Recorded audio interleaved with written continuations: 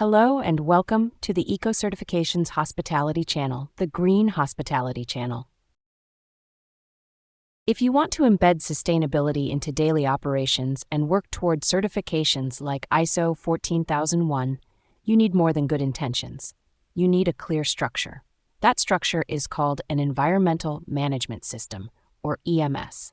So what is it, and how do you build one that actually works in hospitality? Let's break it down with practical, actionable steps. What is an EMS?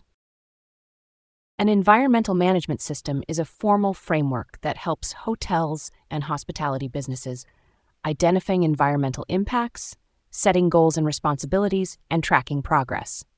It turns scattered sustainability efforts into an integrated, measurable program that can reduce your environmental impact and position your property for certifications like ISO 14001 or GSTC recognition. In a few words, your EMS define your green identity and priorities.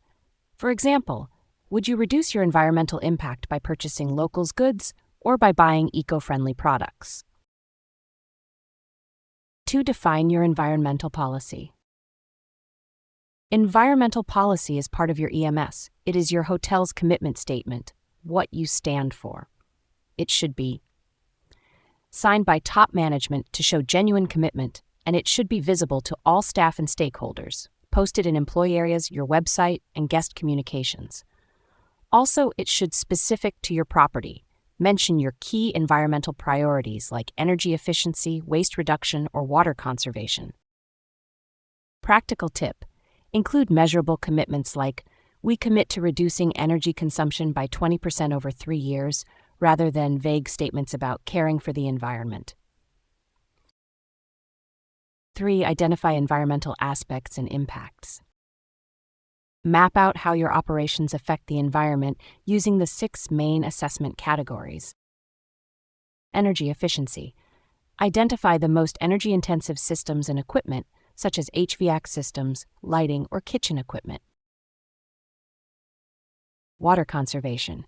Determine the largest water consumers, which are typically guest showers, HVAC systems, garden irrigation, swimming pools, and laundry facilities. Waste management. Identify which services produce which types of waste and in what quantities. For more details on waste treatment, you can watch our video on the subject. Pollution. Identify the systems that use the most chemicals and potentially discharge them into the sewer system, or, worse, into the environment. To do this, focus on all those involved in cleaning or disinfection. Housekeeping, swimming pools, dishwashing, and laundries are at the forefront. Keep in mind that a tourism establishment can also generate pollution due to guest travel, as well as pollution from energy production. Natural and cultural heritage. Assess whether your operations are disrupting local flora and fauna, and whether the location of your facility has compromised access to a historic site or resources that are vital to local communities. Purchasing. Take a close look at the specifications of all the items or products you order to assess their environmental impact. Do you use recycled paper? Do you buy local food? Or do you favor eco-friendly products? 4. Set objectives and measurable targets. Set SMART goals. What percentage reduction in energy and water consumption do you expect to achieve? What proportion of eco-friendly products will you use in your operations? Which chemicals will you stop using? How will you promote your region's natural and cultural heritage? Don't forget to set timelines so that you have a clear and precise roadmap. 5. Create procedures and assign responsibilities. In each department, appoint a sustainability leader who will be able to translate theoretical objectives into practical actions. Each department must also be represented on a Sustainable Development Committee. This Sustainable Development Committee should be headed by a member of top management with significant decision-making power, who will be responsible for representing the institution's sustainable development efforts and securing the necessary funding. Next, for each department, existing SOPs will need to be created or modified to integrate sustainability into daily operations. For example, rethinking the use of perishable product stocks, monitoring suppliers' involvement in sustainability, or optimizing water and energy use. A pro tip: training plays a very important role and should be a significant part of your responsibilities. The involvement of all staff members is essential, as they are the ones who will ensure that objectives are met on a daily basis. 6. Monitor and improve. Another essential EMS document is one that tracks progress toward achieving objectives. Reports must be produced at least monthly, and brainstorming sessions organized every quarter. During these brainstorming sessions, you will need to analyze the causes of failures and successes in your progress and decide the next objectives.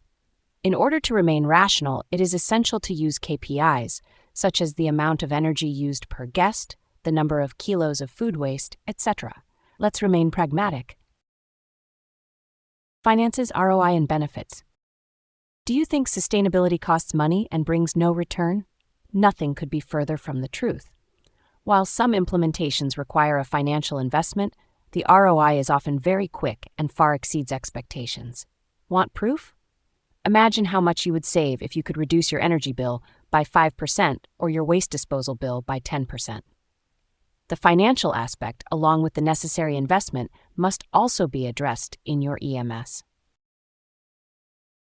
Do you need an impactful and profitable sustainable development strategy? Our hospitality and tourism experts will be happy to help you. Contact us. Our link is in the description of this video. Thanks for watching. To support us, please subscribe to our channel and share our videos. See you soon.